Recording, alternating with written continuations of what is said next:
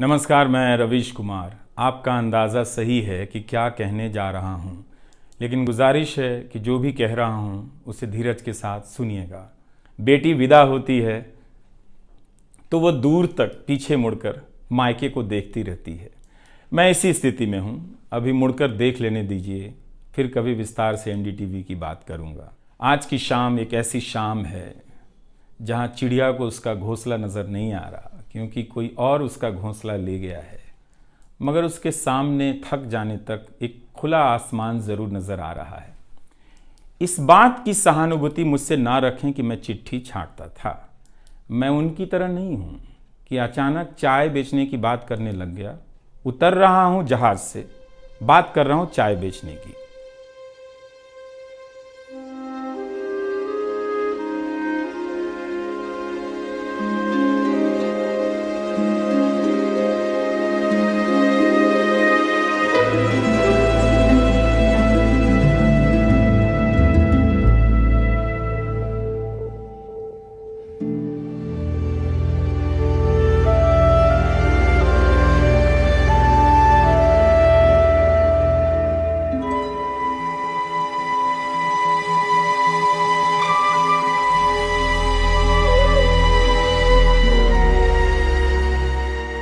नमस्कार, मैं रवीश कुमार। आपका अंदाज़ा सही है कि क्या कहने जा रहा हूँ, लेकिन गुजारिश है कि जो भी कह रहा हूँ उसे धीरज के साथ सुनिएगा। भारत की पत्रकारिता में स्वर्ण युग तो कभी था भी नहीं, लेकिन आज के दौर की तरह भस्म युग भी नहीं था। भस्म युग से मेरा मतलब है जहाँ इस पेशे की हर अच्छी बात तेज़ गति से भस्म की जा रही हो। यह दिन भी आना ही था। इस देश में अलग अलग नाम वाले अनेक चैनल हो गए हैं, मगर सब हैं तो गोदी मीडिया ही। उसका परिवेश, उसका इकोसिस्टम, पत्रकारिता का और माहौल सब खत्म कर दिया गया है। मगर पत्रकारिता करने और कराने का दावा भी सब कर रहे हैं। खासकर वो भी कर रहे हैं जो उसी सत्ता का हिस्सा माने जाते हैं, उसी के रूप में देखे जाते हैं, जिसकी ताकत से हर दिन पत्रकारिता इस देश में कुचली जा रही है। जब वो कहे कि वह उच्च स्तरीय पत्रकारिता करना चाहता है, तब ऐसा दावा करने वालों को ज़रा संदेह की निगाह से देखिए। गोदी मीडिया और सरकार भी पत्रकारिता का अपना मतलब आपके ऊपर थोपना चाहती है। अगर इसका मतलब किसी भी रूप में वही है, तब आप एक बार फिर से झांसे में आने वाले हैं। बेटी विदा होती है तो वह दूर तक पीछे मुड़कर मायके को देखती रहती है। मैं इसी स्थिति में हूँ। अभी मुड़कर देख लेने दीजिए, फिर कभी विस्तार से एनडीटीवी की बात करूँगा। लोगों के बारे में और एनडीटीवी के बारे में, डॉक्टर रॉय, राधिका रॉय के बारे में भी। मैं कई लोगों की प्रतिक्रियाएं पढ़ रहा था। बहुत सी बातें तो मुझे आज ही पता चली। हैरानी हुई कि हर किसी के पास एनडीटीवी का एक अलग ही किस्सा है। वाकई उन 27 वर्षों के बारे में ठहर कर और संभल कर बात करने की ज़रूरत है। एनडीटीवी ने एक चीज़ सिखाई कि टीवी में और टीवी का एक ही मतलब होता है, टीम। एंकरों के स्टार बनाए जाने के बाद यह धारणा टूट गई, मगर आज भी टीवी के बुनियाद में यही है कि जितनी अच्छी टीम होगी उतना अच्छा काम होगा।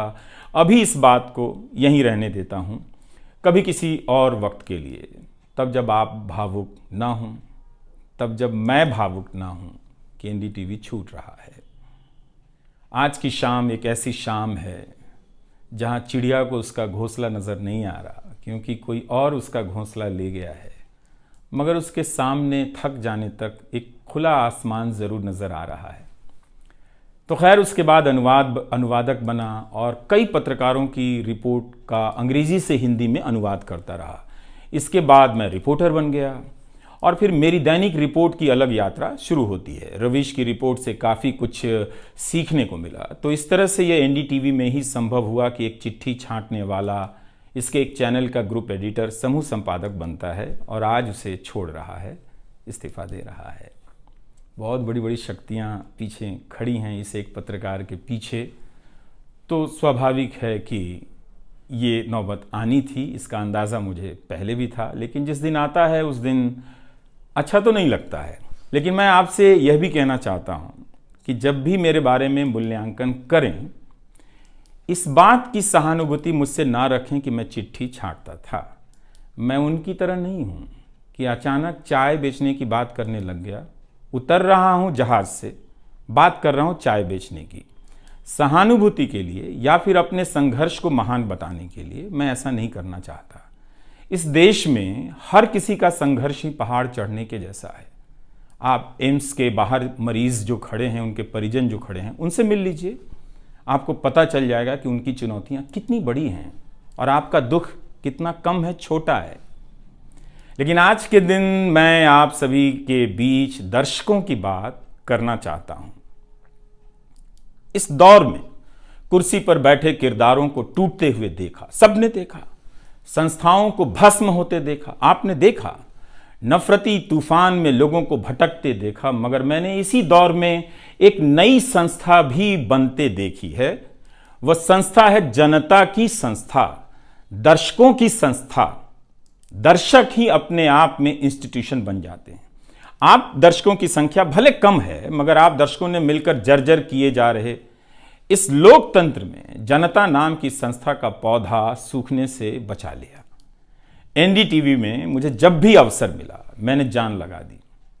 मैंने कभी उन अवसरों को अपने लिए नहीं देखा, बल्कि यही सोचा कि ये अवसर मुझे आप दर्शकों के लिए मिला है, इसलिए उन सभी अवसरों को आप दर्शकों की कहानियों से भरता चला गया और मैं आप दर्शकों का होता चला गया।